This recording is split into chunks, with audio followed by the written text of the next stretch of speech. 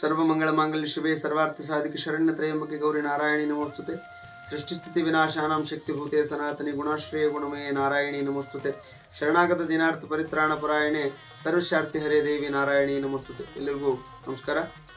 ನೀವು ಚೆನ್ನಾಗಿದ್ದೀನಿ ಅನ್ಕೋತೀನಿ. ಒಂದು ವಿಶೇಷವಾಗಿರುವಂಥ ಒಂದು ಸರಳ ಪರಿಹಾರ ಹೇಳಿಕೊಂಡಿದ್ದೀನಿ. ಏನು ಅಂತಂದರೆ 16 ಸೋಮವಾರ ವ್ರತವನ್ನು ಮಾಡಬೇಕು ಅಂತ ತುಂಬ ಜನ ಅಂದ್ಕೊಂಡಿರ್ತೀರಿ, ಆಗಿರೋದಿಲ್ಲ. ಅಂಥವರು 16 ಸೋಮವಾರ ವ್ರತ ಮಾಡಿದಷ್ಟೇ ಪುಣ್ಯ ಯಾವ ಪೂಜೆ ಮಾಡೋದ್ರಿಂದ ಬರುತ್ತೆ ಅಂತಂದರೆ, ಈ ಅಧಿಕ ಮಾಸದಲ್ಲಿ ಅದೇ ಶಿವಲಿಂಗ ಪೂಜೆಯನ್ನು ಮಾಡೋದು. ಅದಕ್ಕೂ 16 ಸೋಮವಾರ ವ್ರತಾನೆ ಅಂತ ಕರೀತಾರೆ. ಅಧಿಕ ಮಾಸದಲ್ಲಿ ಕೇವಲ 4 ಸೋಮವಾರ ಮಾಡಿದ್ರೆ ಸಾಕು, 16 ಸೋಮವಾರ ವ್ರತವನ್ನು ಮಾಡಿದ ಹಾಗೆ ಅಷ್ಟು ಪುಣ್ಯ ಬರುತ್ತೆ ಅಂತ ಹೇಳ್ತಾರೆ. ಹಾಗಾದರೆ ಹೇಗೆ ಮಾಡಬೇಕು ಅದನ್ನು ಅಂತ ನಮ್ಮ ಪ್ರಶ್ನೆ ಬರುತ್ತೆ. ಈ ನಾಳೆ ಬರುವಂಥ ಅಧಿಕ ಮಾಸ 18ನೇ ತಾರೀಕಿಗೆ ಏನು ಬರುತ್ತಲ್ಲ, ಅದಕ್ಕಿಂತ ಪೂರ್ವದಲ್ಲಿ ಆದಿತ್ಯವಾರ ಶುಚಿರ್ಭೂತರಾಗಿ ಸ್ನಾನವನ್ನು ಮಾಡ್ಕೊಂಡು ಹೋಗಿ ಒಂದಿಷ್ಟು ಹುತ್ತದ ಮಣ್ಣನ್ನು ತರಬೇಕು. ಆ ಹುತ್ತದ ಮಣ್ಣನ್ನು ತಂದು ಒಂದು ಕಡೆ ಶುದ್ಧವಾಗಿರುವಂಥ ಜಾಗದಲ್ಲಿ ಇಡಬೇಕು. ಪ್ರತಿ ಸೋಮವಾರ ಏನು ಮಾಡಬೇಕು ಅಂತಂದರೆ 4 ಶಿವಲಿಂಗಗಳನ್ನು ಮಾಡಬೇಕು. ಹುತ್ತದ ಮಣ್ಣಿನಿಂದ 4 ಶಿವಲಿಂಗವನ್ನು ಪೂಜೆ ಮಾಡ್ತಾ ಹೋಗಬೇಕು. ಅರಿಶಿಣ, ಕುಂಕುಮ, ಗಂಧಾಕ್ಷತೆ ಇವೆಲ್ಲಗಳನ್ನು ಹಾಕ್ತಾ ಪೂಜೆ ಮಾಡ್ತಾ ಬರಬೇಕು. ಅಂದರೆ ಅದಕ್ಕಿಂತ ಮುಂಚಿತವಾಗಿ ಪಂಚಾಮೃತ ಅಭಿಷೇಕ ಮಾಡಬೇಕು. ಹೇಗೆ? ಮಣ್ಣಿನ ಶಿವಲಿಂಗಕ್ಕೆ ಮಾಡಲಿಕ್ಕೆ ಆಗೋದಿಲ್ಲ, ಅದು ಕರಗುತ್ತೆ. ಹಾಗಾದರೆ ಏನು ಮಾಡಬೇಕು ಅಂತಂದರೆ, ಮಣ್ಣಿನ ಶಿವಲಿಂಗವನ್ನು ಏನು ಮಾಡ್ತೀವಲ್ಲ, ಜೊತೆಗೆ ಒಂದು ಶಿವಲಿಂಗವನ್ನು ಇಟ್ಕೊಂಡಿರ್ಬೇಕು. ನಾವು ಮೊದಲೇ ತಂದು ಅದನ್ನು ಒಂದು ಶಿವಲಿಂಗವನ್ನು ಮೊದಲೇ ತಂದು ನಾವು ಅದನ್ನು ಈ ಶಿವಲಿಂಗದ ಮೂರ್ತಿಯನ್ನು ತಂದು ಇಟ್ಕೊಂಡಿರಬೇಕು.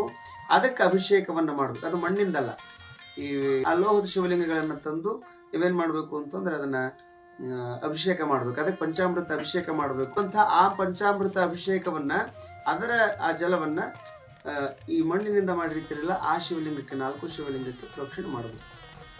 ಜೊತೆಗೆ ನಿತ್ಯವೂ 108 ಸಾರಿ ಆದರೂ ಕೂಡ ಏನು ಮಾಡಬೇಕು, ಪತ್ರಿ ದಳವನ್ನು ಏರಿಸ್ತಾ ಓಂ ನಮಃ ಶಿವಾಯ ಮಂತ್ರವನ್ನು ಹೇಳಬೇಕು ಪ್ರತಿ ಸೋಮವಾರ.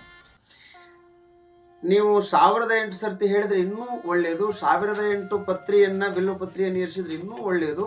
ನಿಮಗೆ ಹೇಗಾಗುತ್ತೋ ಹಾಗೆ ನಿಮಗೆ ಅನುಕೂಲ ತಕ್ಕಂತೆ ಮಾಡ್ಕೊಳ್ಳಿ. ಜೊತೆಗೆ ಏನು ಮಾಡಬೇಕು ಅಂತಂದರೆ ಬಿಳಿ ಹೂಗಳನ್ನು ಏರಿಸ್ಬೇಕು. ನಿತ್ಯವೂ ಬಿಳಿ ಹೂಗಳನ್ನು ಒಂದೊಂದಾದರೂ ಬಿಳಿಯ ಹೂಗಳನ್ನು ಏರಿಸಬೇಕು ಶಿವಲಿಂಗಕ್ಕೆ. ನೈವೇದ್ಯಕ್ಕಾಗಿ ಏನು ಮಾಡಬೇಕು ಅಂತಂದರೆ, ಇದನ್ನೆಲ್ಲ ಮಾಡ್ತಾ ನೈವೇದ್ಯವನ್ನು ಮಾಡುವಾಗ ನೈವೇದ್ಯ ಯಾವುದರಿಂದ ಮಾಡಬೇಕು? ಜವಾರಿಯ ಗೋಧಿ, ಆ ಗೋಧಿ ತಗೊಂಡು ಅದನ್ನು ಹಿಟ್ಟು ಮಾಡಬೇಕು. ಆ ಹಿಟ್ಟನ್ನು ಮಾಡಿ ಅದನ್ನು ಹುರಿದು ತುಪ್ಪವನ್ನು ಹಾಕಬೇಕು. ಯಾವ ತುಪ್ಪ ಅಂತಂದರೆ ಜವಾರಿಯ ಆಕಳದ ತುಪ್ಪವನ್ನೇ ಹಾಕಬೇಕು. ಅದನ್ನು 3 ಉಂಡೆಯನ್ನಾಗಿ ಮಾಡಬೇಕು. 3 ಉಂಡೆಯನ್ನಾಗಿ ಮಾಡಿ 3 ಉಂಡೆಯನ್ನು ಶಿವನ ಮುಂದೆ ನೈವೇದ್ಯವಾಗಿ ಇಡಬೇಕು, ಪ್ರಸಾದವಾಗಿ ಇಡಬೇಕು. ಸಾಯಂಕಾಲದ ಹೊತ್ತಿಗೆ ಮಾಡಬೇಕು. ಇದನ್ನೆಲ್ಲ ಶಿವಲಿಂಗಗಳನ್ನು ಸಾಯಂಕಾಲ ಮಾಡಬೇಕು. ಸಾಯಂಕಾಲನೇ ನೈವೇದ್ಯವನ್ನು ಮಾಡಿ ಎಡೆ ಹಿಡಿಬೇಕು. ಬೆಳಗಿನಿಂದ ಸಂಜೆಯವರೆಗೂ ಏನು ಮಾಡಬೇಕು, ಅವತ್ತು ಮಡಿಯಿಂದ ಇರಬೇಕು. ಮಾಡುವಂಥವ್ರು ಮಡಿ ಬಟ್ಟೆಯನ್ನು ಹುಟ್ಟಿರಬೇಕು, ಮಡಿಯಿಂದ ಇರಬೇಕು. ಹಾಸಿಗೆ ಮೇಲೆ ಮಲಗಬಾರ್ದು, ಹಾಸಿಗೆ ಮೇಲೆ ಓಡಾಡಬಾರ್ದು. ಜೊತೆಗೆ ಊಟವನ್ನು ಮಾಡಬಾರ್ದು, ಉಪವಾಸ ಇರಬೇಕು, ನಿರಾಹಾರ ಮಾಡಬೇಕು. ಹಾಗೆ ನಿರಾಹಾರ ಮಾಡಲಿಕ್ಕೆ ಆಗದೇ ಇರುವಂಥವರು ಹಾಲು ಹಣ್ಣನ್ನು ತೆಗೆದುಕೊಳ್ಬಹುದು ಒಂದು ಹೊತ್ತು. ಸಾಯಂಕಾಲ ಒಂದು ಹೊತ್ತು ಏನು ಮಾಡಬೇಕು ಅಂತಂದರೆ, ಈ ಏನು ನೈವೇದ್ಯಕ್ಕಾಗಿ ಮಾಡಿರ್ತೀರಲ್ಲ ಗೋಧಿ ಹಿಟ್ಟಿನಿಂದ, ಆ ಗೋಧಿ ಹಿಟ್ಟಿನ ನೈವೇದ್ಯದ ಉಂಡೆಯನ್ನು, ಒಂದು ಉಂಡೆಯನ್ನು ನೀವೇನು ಮಾಡಬೇಕು, ಒಂದು ಉಂಡೆಯನ್ನು ನೀವೇ ಸ್ವೀಕಾರ ಮಾಡಬೇಕು, ಯಾರು ವ್ರತ ಮಾಡ್ತೀರಿ ಅವರು. ಇನ್ನೊಂದು ಉಂಡೆಯನ್ನು ಹಸುವಿಗೆ ತಿನ್ನಿಸಬೇಕು. ಮತ್ತೊಂದು ಉಂಡೆಯನ್ನು ಪರಿವಾರದವರಿಗೆ, ಅಲ್ಲಿ ನಿಮ್ಮ ಮನೆಯಲ್ಲಿರುವಂಥವರಿಗೆ ಅಥವಾ ಅಕ್ಕಪಕ್ಕ ಯಾರು ಇರೋರಿಗೆ ಅದನ್ನು ಪ್ರಸಾದವಾಗಿ ಹಂಚಿಬಿಡಬೇಕು. ಯಾರು ನೀವು ಓದುವಂಥ 16 ಸೋಮವಾರದ ವ್ರತದ ಕಥೆಯನ್ನು ಯಾರು ಕೇಳ್ತಾರೆ, ಕೇಳಿದವರಿಗೆ ಪ್ರಸಾದವನ್ನು ಕೊಡಬಹುದು, ಅಥವಾ ಅಕ್ಕಪಕ್ಕದಲ್ಲಿರುವಂಥ ಜನರಿಗೆ ಕೊಡಬಹುದು. ಈ ಥರ ಮಾಡಿದ್ರಿ ಅಂತಂದರೆ ನಿಮಗೆ ಪುಣ್ಯ ಬರುತ್ತೆ. ಜೊತೆಗೆ ಇದನ್ನು 16 ಸೋಮವಾರ ಮಾಡಿದಂಗೆ 4 ಸೋಮವಾರ ಈ ರೀತಿಯಾಗಿ 4 ಶಿವಲಿಂಗಗಳನ್ನು, ಯಾವುದು ಈ ಹುತ್ತದ ಮಣ್ಣಿನ ಶಿವಲಿಂಗಗಳನ್ನು ಮಾಡಿ, ಜೊತೆಗೆ 4ನೇ ವಾರ ಏನು ಮಾಡ್ತೀರಲ್ಲ 5 ಶಿವಲಿಂಗಗಳನ್ನು ಮಾಡಬೇಕು. 4 ಪ್ರತಿ ವಾರದಂಗೆ ಮಾಡಿ, ಒಂದು ಶಿವಲಿಂಗವನ್ನು ಸ್ವಲ್ಪ ದೊಡ್ಡದಾಗಿ ಮಾಡಿ ಅವತ್ತೂ ಕೂಡ ವಿಧಿವಿಧಾನವಾಗಿ ಪೂಜೆಯನ್ನು ಮಾಡಬೇಕು. ಆ ರೀತಿಯಾಗಿ ಮಾಡಿ ಮುಂದೆ ನಮಸ್ಕಾರ ಮಾಡಬೇಕು, ನೈವೇದ್ಯವನ್ನು ಹಂಚಿಬಿಡಬೇಕು, ಪ್ರಸಾದ ನೀವು ಮಾಡಬೇಕು. ಅವತ್ತು ಏನು ನೈವೇದ್ಯಕ್ಕಾಗಿ ಎಡಿ ಮಾಡಿರ್ತೀರಲ್ಲ ಅದನ್ನೇ ಪ್ರಸಾದ ಮಾಡಬೇಕು.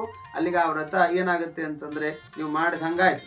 ಮುಂದಿನ 5ನೇ ವಾರ ನೀವು ಅದೇ ರೀತಿಯಾಗಿ ಪ್ರಸಾದ ಎಲ್ಲ ಮಾಡಿ ಎಲ್ಲರಿಗೂ ಅದನ್ನು ಹಂಚಿ ಅವತ್ತು ಪ್ರಸಾದವನ್ನು ಮಾಡಿಸಿ 5ನೇ ವಾರ ಕೂಡ ಪ್ರಸಾದವನ್ನು ಮಾಡಬೇಕು.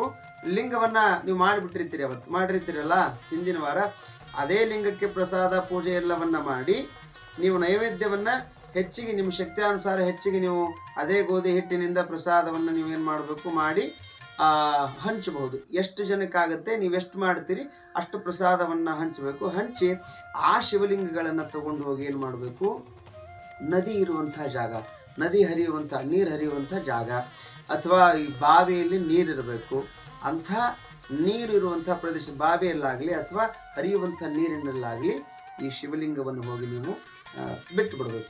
ಆವಾಗ ನೀವು ಮಾಡಿರುವಂಥ ಪೂಜಾ ವ್ರತ ಪೂರ್ಣವಾಗುತ್ತೆ. ನೀವು ಬೇಡ್ಕೊಳ್ಬೇಕು, ನಿಮ್ಮ ಸಂಕಲ್ಪ ಮಾಡ್ಕೊಳ್ಬೇಕು. ಮಾಡೋವಾಗ ಏನು ನಿಮಗೆ ಮಕ್ಕಳು ಬೇಕೋ, ಮಕ್ಕಳ ಭಾಗ್ಯ ಬೇಕಾದವರು ಈ ವ್ರತವನ್ನು ಪ್ರತಿನಿತ್ಯ, ಮಕ್ಕಳ ಭಾಗ್ಯ ಬೇಕಾದವರು ಪ್ರತಿ ಸೋಮವಾರ ಈ ಅಧಿಕ ಮಾಸದಲ್ಲಿ ಮಾಡಿದ್ರಿ ಅಂತಂದರೆ ನಿಮಗೆ ಮಕ್ಕಳ ಭಾಗ್ಯ ಸಿಗುತ್ತೆ. ಅದು ಪಕ್ಕ ಕಂಪಲ್ಸರಿಯಾಗಿ ಆಗೇ ಆಗುತ್ತೆ. ಯಾಕಂದರೆ ಪಾರ್ವತಿನೇ ಪರಮಾತ್ಮನನ್ನು ಕುರಿತು ಪರಮಾತ್ಮನೇ ಪತಿಯಾಗಬೇಕು ಅಂತ ತಪಸ್ಸು ಮಾಡಿ ಈ ವ್ರತ ಮಾಡಿ ಪರಮಾತ್ಮನನ್ನೇ ಗಂಡನನ್ನಾಗಿ ಪತಿಯನ್ನಾಗಿ ಪಡ್ಕೊಂಡಳ ಪಾರ್ವತಿ. ಅದಾದಮೇಲೆ ನಾವೆಲ್ಲ ಸಾಮಾನ್ಯರು ಮಾಡಿದಾಗ ಆಗೋದಿಲ್ಲ, ಏನು ಅದು ಹಾಗೇ ಆಗುತ್ತೆ. ನಂಬಿಕೆ ಭಕ್ತಿ ಶ್ರದ್ಧೆಯಿಂದ ಕಟ್ಟುನಿಟ್ಟಾಗಿ ಮಾಡುವಂಥ ವ್ರತ ಇದು 16 ಸೋಮವಾರ ವ್ರತ. ಇದನ್ನು ಯಾರು ಮಾಡ್ತಾರೆ, ಯಾರು ಎಲ್ಲೇ ಇರಲಿ, ಅಕಸ್ಮಾತ್ ಮಗ ಹೋಗಿರ್ತಾನೆ, ಇಲ್ಲಿ ಗಂಡ ಬಿಟ್ಟು ಹೋಗಿರ್ತಾನೆ, ಏನೋ ಜಗಳ ಇರುತ್ತೆ, ಇದೆಲ್ಲ ತೊಂದರೆಗಳು. ಈಗ ಸಂಪತ್ತು ಬೇಕಾಗಿರುತ್ತೆ, ನಿಮಗೆ ಏನೇದು ದರಿದ್ರ ಅನ್ನೋದು ಕಾಡ್ತಾ ಇರುತ್ತೆ. ಇಂಥದ್ದು ಏನೇ ಇರಲಿ, ಅದು ಎಷ್ಟೇ ತ್ರಾಸು, ಎಷ್ಟೇ ತೊಂದರೆ, ಮತ್ತು ಆರೋಗ್ಯದ ಸಮಸ್ಯೆ ಇರುತ್ತೆ, ಇಂಥದ್ದು ಏನಿರುತ್ತಲ್ಲ, ಇದನ್ನು ನಿಮ್ಗೆ ಯಾವ ಸಮಸ್ಯೆ ಇರುತ್ತೆ ಅದನ್ನು ಪ್ರತಿ ವಾರ ನೀವು ಮಾಡುವಾಗ ಆರಂಭದಲ್ಲೇ ಸಂಕಲ್ಪ ಮಾಡಿಕೊಂಡು, ಪ್ರತಿ ವಾರನೂ ಸಂಕಲ್ಪ ಮಾಡಿಕೊಂಡು ನಿತ್ಯವೂ 108 ಸರ್ತಿ ಅಥವಾ 1008 ಸಾರಿ ಶಿವನ ನಾಮಾವಳಿಗಳನ್ನು ಹೇಳಬೇಕು, ಇಲ್ಲ ಓಂ ನಮಃ ಶಿವ ಹೇಳಬೇಕು. ಜೊತೆಗೆ 16 ಸೋಮವಾರ ವ್ರತದ ಪುಸ್ತಕ ಸಿಗುತ್ತೆ. ಅದರಲ್ಲಿ ಕಥೆಗಳಿರುತ್ತೆ, ಏನು ನಡೆದಿರುವಂಥ ಘಟನೆಗಳನ್ನೇ ಕಥೆಯನ್ನಾಗಿ ಬರೆದಿದ್ದಾರೆ. ಅದನ್ನು ನೀವು ಓದೋದೇ ಅದು ಸೋಮವಾರದ ವ್ರತ. ಅದನ್ನು ಕೇಳೋದು ಒಂದು ಪುಣ್ಯ, ಓದೋದು ಒಂದು ಪುಣ್ಯ. ಯಾರು ಈ ವ್ರತವನ್ನು ಮಾಡ್ತೀರಿ ನಿಮ್ಮೆಲ್ಲ ಅಭಿಲಾಷೆಗಳು ಈಡೇರಲಿ ಅನ್ನುವಂಥ ಮಾತುಗಳನ್ನು ಹೇಳ್ತಾ, ಹಾಗಾದರೆ ಮಾಡ್ಕೊಳ್ಳಿ, ತಡ ಮಾಡಬೇಡಿ, ನಿಮ್ಮೆಲ್ಲರ ಇಚ್ಛೆ ಪೂರ್ಣವಾಗಲಿ ಅನ್ನುವಂಥ ಮಾತನ್ನು ಬೇಡ್ಕೊಳ್ತಾ ಎಲ್ಲರೂ ಒಳ್ಳೆಯದಾಗಲಿ.